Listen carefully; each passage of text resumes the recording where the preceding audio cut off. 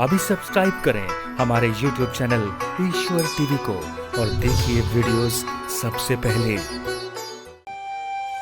सखियों की कृपा को मनाना है, सखियों की सेवा करनी। अब सखियों की सेवा कैसे करें? सखियों की सेवा का अधिकार ना स्त्री को है ना पुरुषों को है। ये निकुंज की वो आत्मा है, ये ब्रह्म आत्मा है, ये राधा रानी का ही दूसरा स्वरूप है, उन्हीं की काय विहु स्वरूपा ये सखियां हैं। और राधा रानी के राज्य में ना स्त्री का प्रवेश है ना पुरुष का प्रवेश है। वहां ना स्त्री जा सकती है ना पुरुष, वहां केवल सखी भाव से ही प्रवेश है।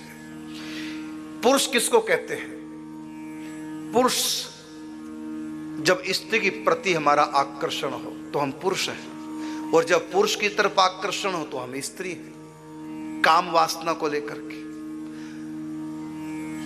लेकिन जब हमारा आकर्षण राधा कृष्ण दोनों में हो जाए तब यह सखी भाव है। जब कृष्ण में आकर्षण है, कृष्ण मेरे पति हैं, ये स्त्री भाव है, नारी भाव है, तो हम कृष्ण के प्रति पति भाव कर सकते हैं। कृष्ण के प्रति हम पति का भाव कर सकते हैं, अर्थात नारी बनकर के श्री कृष्ण तक हम पहुंच जाते हैं। सखा बनकर भी हम पहुंच जाएंगे, सखा भी पुरुष होता है। हम पिता बनकर भी कृष्ण तक पहुंच जाएंगे, क्योंकि पिता भी पुरुष है। तो श्री कृष्ण तक हम वात्सल्य भाव से, दास्य भाव से, सख्य भाव से, कांत भाव से पहुंच सकते हैं, लेकिन राधा कृष्ण तक नहीं। और यह भी शास्त्र में कहा गया, जिसके भीतर थोड़ी सी भी काम वासना है वो निकुंज के भीतर प्रवेश नहीं कर सकता, क्योंकि काम वासना या तो स्त्री में होगी या पुरुष में होगी, तो वहां दोनों का प्रवेश नहीं। काम वासना तो नपुंसकों में भी हो सकती है, जो किन्नर है उनमें भी वासना हो सकती है, जो ना स्त्री ना पुरुष है, किन्नर है, तो वासना उनके भीतर भी हो सकती है। लेकिन ना स्त्री का प्रवेश है, ना पुरुष का प्रवेश है, ना किसी किन्नर का प्रवेश है निकुंज में, वहां सखियों का प्रवेश है। आप कहेंगे फिर ये सखियां कौन है? तो मैं कहना चाहूंगा, जिनके भीतर बिल्कुल भी काम वासना नहीं, राधा माधव के प्रति प्रेम है, ये भाव जिनके पास है वो सब सखियां। अब आप कहेंगे महाराज हम में तो सब में वासना है, तभी विवाह शादियां हुई हैं, तभी संतानें हो रही हैं, काम वासना से तो सृष्टि चलती है, फिर क्या हम निकुंज की उपासना नहीं कर सकते? क्या कर सकते हैं। कैसे? नया जन्म लेकर के, नया जन्म लो सखी का। अब ये नया जन्म कैसे ले? इसके लिए बड़ा आसान तरीका, कोई भी नया जन्म ले सकता है। कैसे? तो सुनिए। एही विधि सहचरी भाव विचार, यही विधि सहचरी भाव विचार।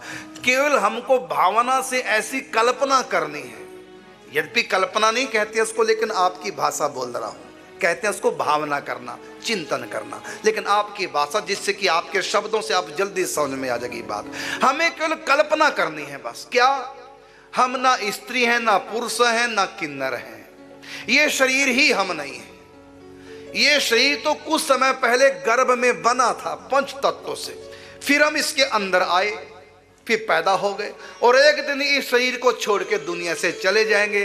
अब जो शरीर तुम छोड़ के दुनिया से जाओगे वो शरीर स्त्री का, पुरुष का या किन्नर का हो सकता है, लेकिन तुम शरीर नहीं, तुम आत्मा हो। तुम ना स्त्री हो, ना पुरुष हो, ना किन्नर हो, तुम आत्मा हो।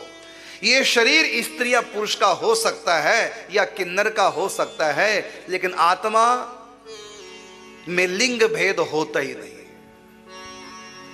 तुम शरीर नहीं हो, तुम शरीर में आने वाली, रहने वाली और छोड़ करके जाने वाली तुम हो। तुम अपने बारे में सोचो। जब हम निकुंज में जाएंगे, शरीर तो यहीं छोड़ के चले जाएंगे। अरे हम अगली दुनिया में, चाहे मृत्युलोक हो, चाहे स्वर्ग हो, चाहे नरक हो, उस नरक स्वर्ग में या अगले जन्म में शरीर नहीं जाता तो निकुंज में कैसे चला जाएगा? लेकिन तुम जाओगे। नरक में जाने के लिए दूसरा शरीर मिलता, उसको बोलते हैं यातना देह। स्वर्ग जाएंगे आत्मा तो वहां भी दूसरा शरीर मिलेगा, और शरीर का नाम है भोग देह। शंकर जी के धाम में जाना चाहोगे तो वहां भी आत्मा शरीर में प्रवेश करके जाएगी। शरीर का नाम है गण, भगवान के गण। वैकुंठ जाना चाहोगे तो वहां भी पार्षद का देह, उस देह का नाम पार्षद देह। गोलोक धाम में जाओगे वहां भी शरीर मिलेगा, उसका नाम है परिकर शरीर, निज जन।